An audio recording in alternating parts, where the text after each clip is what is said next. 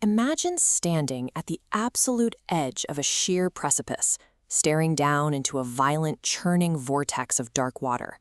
Your heart hammers against your ribs. Your breath turns shallow. Every muscle in your body tightens, anticipating the fall. But you don't step back.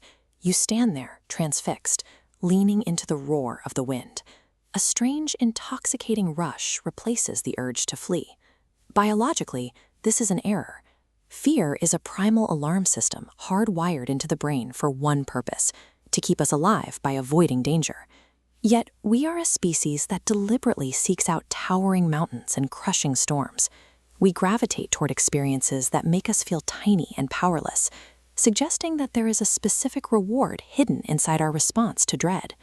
In 1757, the philosopher Edmund Burke proposed that the most powerful emotional state we can experience isn't found in comfort, but in terror.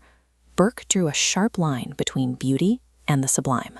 Beautiful things are small, smooth, and manageable, like a bluebell or a calm stream. They are safe, producing a mild sense of pleasure. The sublime, by contrast, is vast, obscure, and life-threatening. It involves anything that excites the ideas of pain and danger.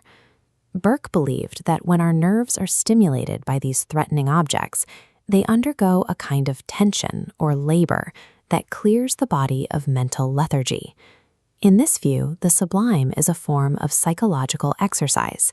It uses the strongest passion of all, the drive for self-preservation, to reach an emotional intensity that ordinary beauty cannot touch.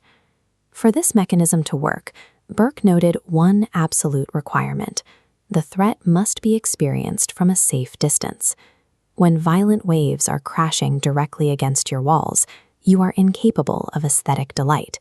You feel pure terror, a visceral panic where every thought is consumed by the need to survive. But if you were watching that storm from a secure window high up on a cliff, the equation shifts. You are physically removed from the threat, which allows the brain to experience the adrenaline of danger without the paralyzing reality of pain. This distance acts as a filter. It strips away the biological threat, leaving behind a purely physiological rush, an experience Burke called delightful horror. Immanuel Kant took this inquiry further, shifting the focus from the physical body to the cognitive limits of the human mind. Kant identified the mathematical sublime, the dread of facing a functionally infinite scale. As you try to hold that scale in your head, you hit a blockage. Your imagination fails. Your mental machinery freezes, completely unable to process the data. Staring into the dense expanse of a star-filled sky, that cognitive failure translates into existential dread. We are forced to confront our own physical insignificance. The mind feels defeated. It realizes that our biological senses are utterly finite and incapable of grasping the boundless universe. This feeling of defeat is even more pronounced in the dynamical sublime, the terror of absolute physical power, like this erupting volcano. We recognize our total physical helplessness. As biological creatures, we could be crushed by this force in an instant. But as the imagination breaks, a different faculty takes over. We pivot from visualizing the power to thinking the concept of it. The volcano is mindless force. You, however, can grasp the idea of infinity or might as a whole. Kant argued that our ability to think these concepts proves the mind possesses a power surpassing any standard of sense. We are physically vulnerable, but through reason, we find ourselves independent of nature. We realize that while nature can destroy our bodies, it cannot defeat our capacity to comprehend it. This realization suggests that true sublimity does not exist in the storm or the stars.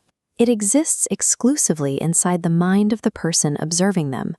This is why artists have spent centuries chasing the vast and the terrifying. From the Romantics to modern painters like Mark Rothko, the goal has been to trigger that internal confrontation with the void. In a world built on safety and predictable comfort, we often lose this perspective. Our focus narrows to the petty anxieties of daily life. The sublime functions as a reset. It uses the shock of simulated destruction to strip away those minor concerns, reminding us of the immense scale of the reality we inhabit.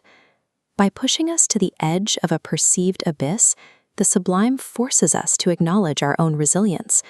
We emerge from the experience not with terror, but with a renewed sense of self-esteem, grounded in the knowledge that our character and reason remain steady even when the world around us is in chaos.